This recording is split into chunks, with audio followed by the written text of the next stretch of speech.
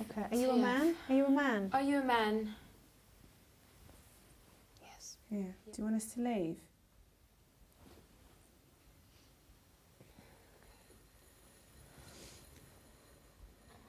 No. No. Okay. You all right? You all right, Frankie? What's the matter, darling? Just saying hello. Ah. The behaviour during the Ouija board session is absolutely extraordinary. Just look at the tears from Frankie, Una and Vanessa. What's going on here? Is it something personal that the Ouija board's revealing? I don't think it's that. Is it the fact that the glass is just moving so much? I don't think it's necessarily that. I think it's just the intense fear, and fear sets us up for a fight or flight response. But who would Frankie fight against? How is she going to flee? Because look at the ladder they had to climb up to get there.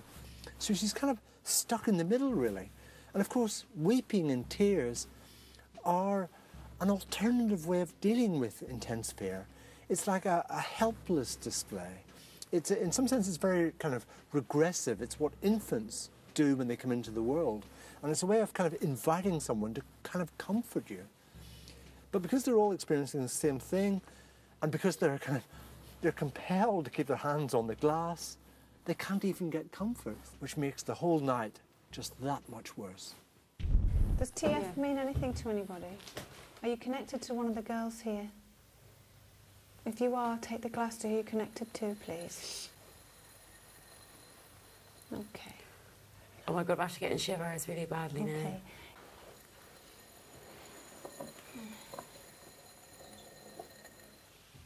Six, 2. 62. Does that mean anything to you at all? Yes, it does mean something to you. What is 62? What is 62? The name is 62. Are you related to Una? Yes. Yes. Tell her something else. She doesn't know this is you. She doesn't know. You need to tell her something else. Something perhaps she would only know. Okay, 1. Keep saying 1. Who knows 1? So I don't know what. Oh.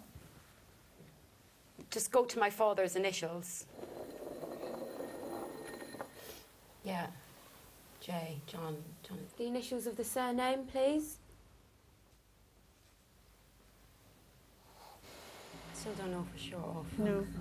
Oh, fuck. Is that right? It's my name. Una now seems to be very much the centre of attention. The spirit proves its intimate knowledge of Una's family by spelling out her dad's initials. She's also getting quite upset, which is why Yvette decides not to let this go any further. Right then, girls. Are we ready to go to our next location? Yeah. Okay, I think we better pick Molly up, haven't we, on the way? See how she's doing. Come on. Yeah, I need to go now. You did? You started crying, didn't you? Time is ticking away in the clock tower, and our intrepid explorers need to move on to their final and most terrifying location. Can they convince Molly to rejoin the hunt? Probably not, if she'd witnessed the next shocking event.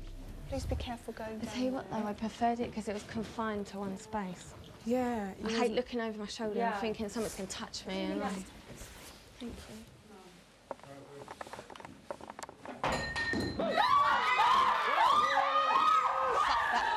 Fuck was that? I've had enough now. I really do. I want to go home. Honestly, I'm fucking serious. No, I'm not fucking staying. Oh, what the fuck was that about?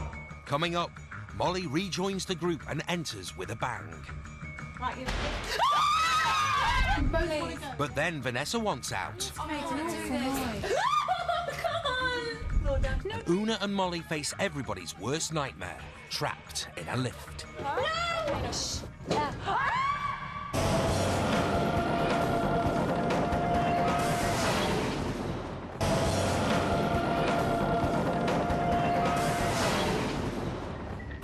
The sensational Saturdays have immersed themselves in a terrifying ghost hunt on a derelict, isolated and haunted Welsh estate. Under the watchful eye of Yvette Fielding, our celebs have come face to face with the supernatural, They've taken part in a Ouija session that summoned up a personal visit for Una, as well as an agitated spirit. Stop messing around. And everybody has become a little upset. Now the girls are arriving at their final and most daunting location, the Manor House. It is here that the most ghostly activity has been felt. Murder, suicide and disease have all had a role to play in this dark, foreboding building.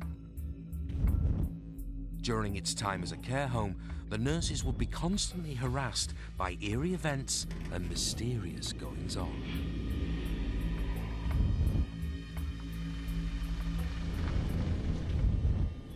Hello.